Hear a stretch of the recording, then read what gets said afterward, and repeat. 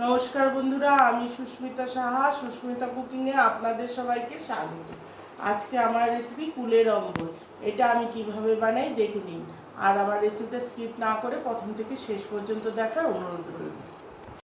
এখানে আমার 200 গ্রাম কুল আছে। কুলটাকে আমি ভালো করে ধুয়ে পরিষ্কার করে রেখেছি। তারপর আমি কুলগুলোর বোটাগুলোকেও ছাড়িয়ে দিয়েছি। তারপরে এইভাবে একটু ফাটিয়ে নেব।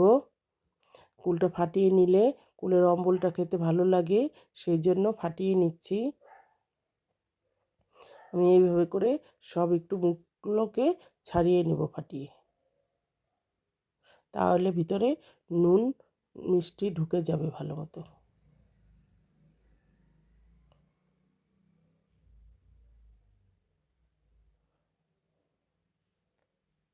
দেখুন, আমি কুলগুলো সব ছাড়িয়ে নিয়েছি, এভাবে ফাটিয়ে নিয়েছি একটু। তারপর গ্যাসে কড়াই বসিয়ে দিয়েছি। আমি এখানে 1 চামচ তেল দিয়ে দিচ্ছি। এখানে বেশি তেল লাগে না, অম্বলে অল্প একটু তেল দিলেই হয়ে যায়। তারপর আমি ফোড়ন দিয়েছি 1 চামচ সর্ষে। আপনার সর্ষের সঙ্গে শুকনো লঙ্কাও ব্যবহার করতে পারেন। আমি আর শুকনো লঙ্কা এখানে দিচ্ছি না। তারপর আমি এখন কুলগুলোকে দিয়ে দিচ্ছি।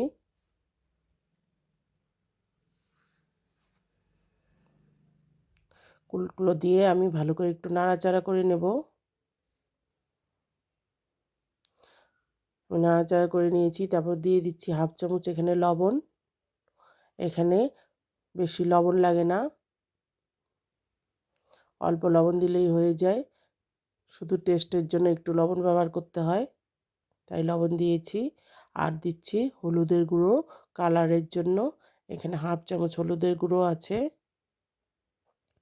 হলুদের গুঁড়োটা দিলে কালারটা ভালো আসে, সেই জন্য হলুদের গুঁড়ো দিয়েছি। তারপরে আবার লবণ আর হলুদের গুঁড়ো ভালো করে মিশিয়ে নিয়েছি কুলের সঙ্গে, নাড়াচাড়া করে। এখন আমি জল দিয়ে দিচ্ছি। এখানে আমি 1.5 গ্লাস পরিমাণে জল ব্যবহার করব। আপনারা জলটা বুঝে দেবেন। কুলের অম্বল বা টক একটু পাতলা পাতলা হলেই ভালো লাগে খেতে, আর এটা বেশি সময়ও লাগে না করতে। এখন ফুটে উঠলেই আমি চিনি দিয়ে দেব।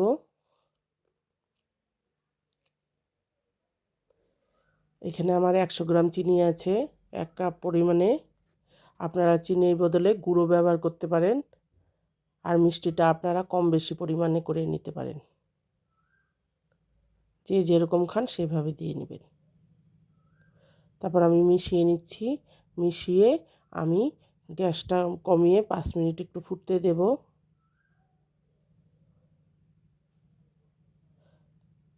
দেখুন, আমি 5 মিনিট ফুটিয়ে নিয়েছি।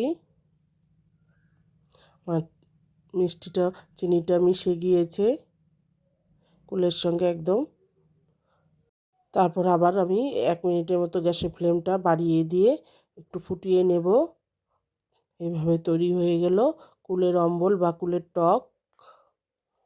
এইভাবে করে খাবেন, দেখবেন ভালো লাগবে খেতে। শেষ পাতে খাওয়ার। আর আমাকে কমেন্টসে বলবেন যে কেমন হয়েছে। আর আমার রেসিপিটা যদি ভালো লাগে প্লিজ লাইক শেয়ার করবেন বন্ধুদের সঙ্গে। আর আমাকে উৎসাহিত করে নতুন রেসিপি পাওয়ার জন্য প্লিজ একটা সাবস্ক্রাইব করবেন, আর পাশে থাকা বেল আইকনটি প্রেস করবেন। আমি যখনই কোনো নতুন রেসিপি দেব সবার প্রথমে আপনাদের সামনে পৌঁছে যাবে। আর ফেসবুক থেকে দেখলে আমার চ্যানেলটা ফলো করবেন। আবারও নতুন কোনো রেসিপি নিয়ে হাজির হয়ে যাব। ধন্যবাদ।